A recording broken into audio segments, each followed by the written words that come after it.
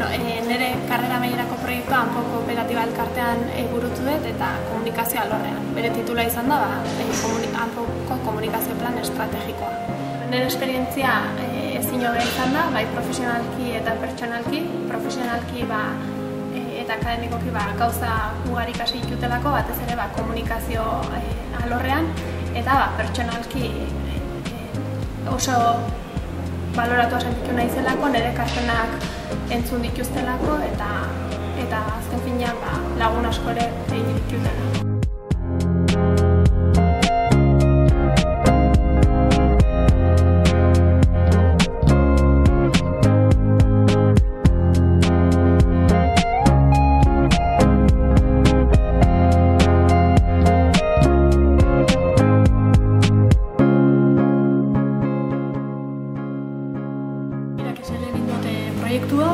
Proiektua sistema berri baten implantazioa buruz izan da, bertako kostuak eta estrukturak eta kontrolau ahal izateko, etorkizunean erantzun hobia bat egun ahal izateko. Esperientzia politxa izan da, azkenean teorikoki ikasi dugun dana praktikan jartzea importantia da, eta enpresa txiki bat izan danez, gertutik ikusi dut egunerokotasuna enpresa batek. He realizado el proyecto en la cooperativa de Fagor Arrasate y el proyecto era acerca de desarrollar un proyecto empresarial en torno a la fabricación y comercialización de prensas de pequeño tamaño. La experiencia ha sido bastante positiva, ya que aprendes a desenvolverte en una empresa, a hacer un trabajo, un proyecto individual para ti solo.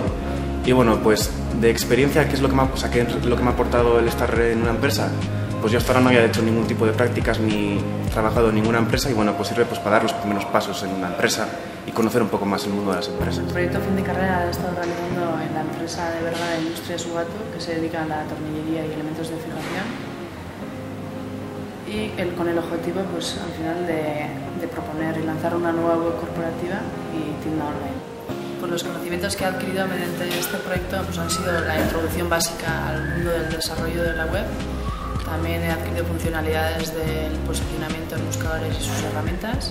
Y por otro lado también funcionalidades a nivel de empresa.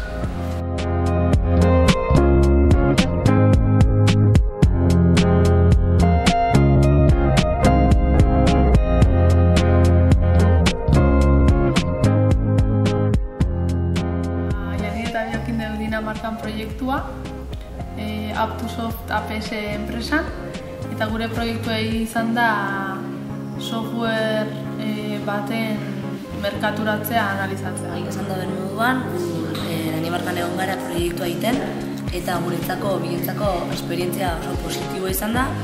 Aldatetik enpresa batekin indeulako lana eta bestetik jende pilo bat ezagutu deulako, kultura ezberdinekoak eta asko ikasi deulako